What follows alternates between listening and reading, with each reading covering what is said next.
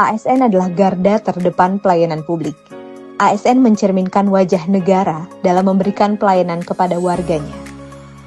Di era saat ini, masyarakat menginginkan pelayanan yang cepat, transparan, dan ramah. Untuk itu, pemahaman manajemen ASN menjadi kunci dalam mewujudkan pelayanan prima bagi masyarakat. Berdasarkan Undang-Undang Nomor 20 Tahun 2023 tentang ASN, ASN adalah profesi yang berperan sebagai pelaksana kebijakan publik, pelayan publik, serta perekat dan pemersatu bangsa. ASN berkedudukan sebagai unsur aparatur negara yang profesional, netral, dan berintegritas, dengan nilai dasar berakhlak sebagai pedoman perilaku kerja. Berikut adalah video penerapan manajemen ASN meliputi kedudukan, peran, hak, dan kewajiban, serta kode etik ASN. Peran ASN sesuai UU Nomor 20 Tahun 2023, ASN memiliki beberapa peran, diantaranya yaitu sebagai pelaksana kebijakan publik, pelayan publik, serta perekat dan pemersatu bangsa. Sebagai pelaksana kebijakan publik, saya sebagai dokter umum, di IGD saya menerapkan kebijakan triase gawat darurat sesuai dengan standar Kementerian Kesehatan. Di Poli Umum, saya melaksanakan program screening penyakit tidak menular seperti hipertensi dan diabetes mellitus sesuai dengan kebijakan promotif dan preventif pemerintah.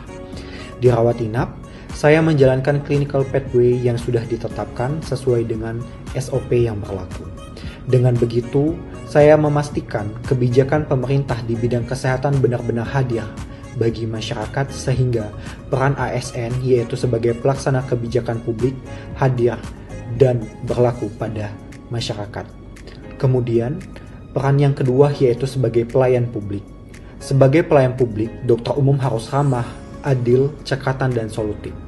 Di IGD, kami sebagai dokter umum melayani pasien gawat darurat tanpa membedakan pasien, apakah tanggungan BPJS atau tanggungan umum, memberikan penanganan cepat untuk menyelamatkan nyawa pasien. Di Poli Umum, saya menjelaskan hasil pemeriksaan dengan bahasa sederhana agar pasien paham kondisinya, sekaligus memberi edukasi pola hidup sehat. Di rawat inap, saya menjaga komunikasi dengan pasien dan keluarga, memberikan informasi pengembangan tentang kondisi pasien, serta berkoordinasi dengan perawat dan dokter spesialis. Inilah wujud dari pelayanan publik yang berorientasi pada kebutuhan masyarakat. Perekat dan pemersatu bangsa merupakan juga peran dari ASN. Sebagai perekat dan pemersatu bangsa, saya sebagai dokter umum di rumah sakit menjaga kebersamaan dan inklusivitas. Di IGD, saya melayani semua pasien dengan prinsip non-diskriminasi, baik kecelakaan lalu lintas, pekerja migran maupun masyarakat lokal. Di Poli Umum, saya menjadi teladan toleransi dengan menghormati perbedaan budaya dan bahasa pasien serta tetap memberikan pelayanan yang terbaik.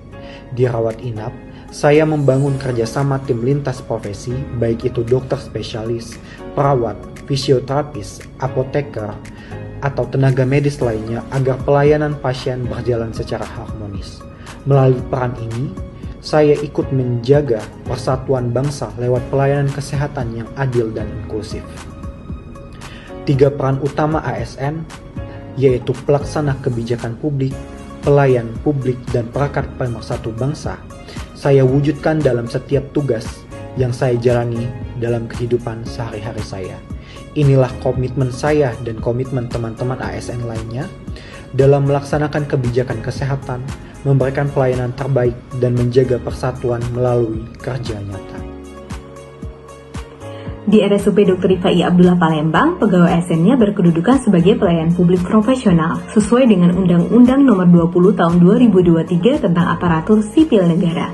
Sebagai dokter yang berstatus juga sebagai aparatur sipil negara, memiliki peran dan kedudukan yang sangat penting dalam pelayanan kesehatan di Indonesia. Tidak hanya menjalankan profesi medis, tetapi juga mengemban tanggung jawab sebagai abdi negara yang tunduk kepada kode etik ASN. Kedudukan dokter sebagai ASN bukan hanya sebagai tenaga medis, melainkan sebagai profesional yang mengabdi pada negara, yang memiliki tanggung jawab memberikan pelayanan kesehatan terbaik kepada masyarakat dan melaksanakan amanat sebagai pelayan publik yang berintegritas. Sebagai aparatur sipil negara, penata anestesi memiliki hak untuk mendapatkan penghasilan yang layak, pengembangan kompetensi, jaminan sosial, serta perlindungan hukum dalam menjalankan tugasnya sesuai dengan standar profesi, standar pelayanan, dan standar operasional prosedur berlandaskan kode etik yang berlaku. Namun, di balik hak tersebut, ada kewajiban yang melekat dalam menjalankan tugasnya. Penata anestesi sebagai ASN wajib setia kepada Pancasila, Undang-Undang Dasar 1945, dan NKRI, menjaga persatuan dan kesatuan bangsa, mengutamakan kepentingan bangsa dan negara di atas kepentingan pribadi, dan menjaga rahasia jabatan. Sebagai pelayan masyarakat, penata anestesi harus menghormati hak pasien, menjaga kerahasiaan pasien, mematuhi standar profesi sesuai dengan kompetensi, standar pelayanan, standar operasional prosedur, memberikan pelayanan anestesi yang aman, ramah, dan profesional, serta meningkatkan mutu layanan kesehatan dengan mengikuti perkembangan ilmu pengetahuan dan teknologi sesuai dengan tugasnya, agar tujuan pembangunan kesehatan yang berkelanjutan di Rumah Sakit Otak Bukit Tinggi dapat tercapai.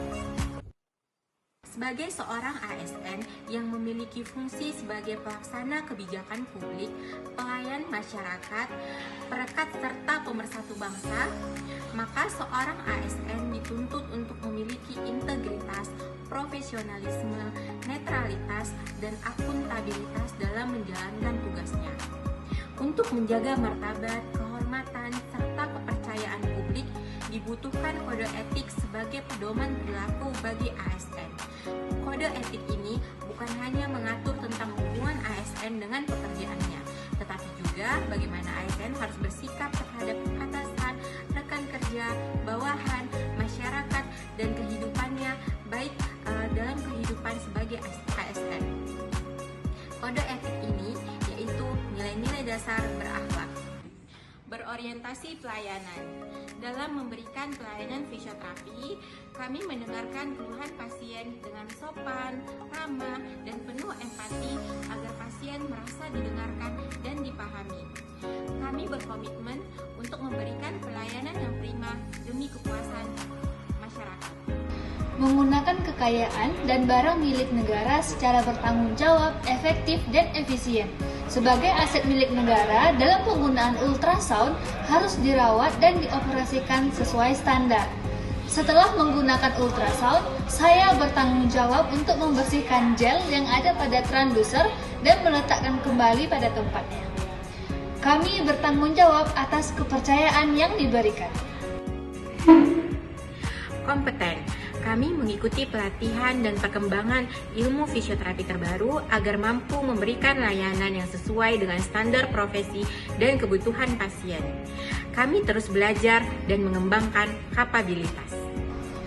Menjalin hubungan yang baik dengan rekan kerja, pasien, dan keluarga pasien tanpa membedakan latar belakang guna membangun lingkungan kerja yang kondusif. Kami saling peduli dan menghargai perbedaan. Loyal. Dalam melakukan pelayanan fisioterapi, kami menjaga kerahasiaan dari data atau informasi pasien. Kami berdedikasi dan mengutamakan kepentingan bangsa dan negara. Adaptif. Cepat belajar dan menggunakan alat terapi terbaru atau sistem pencatatan digital untuk meningkatkan efisiensi pelayanan. Kami terus berinovasi dan antusias menghadapi perubahan. Kolaboratif.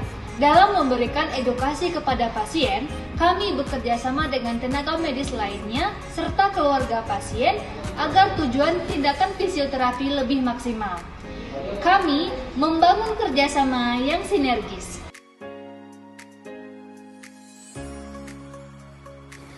Rumah Sakit Otak Muhammad Hatta Bukit Tinggi memiliki struktur organisasi rumah sakit yang terdiri dari beberapa direktur yang membawahi berbagai bidang, yaitu PLT Direktur Utama, Direktur Sumber Daya Manusia, Pendidikan dan Penelitian, Direktur Pelayanan Medik, Keperawatan dan Penunjang, serta Direktur Perencanaan Keuangan dan Layanan Operasional, serta dibantu oleh tim-tim manajerial lainnya.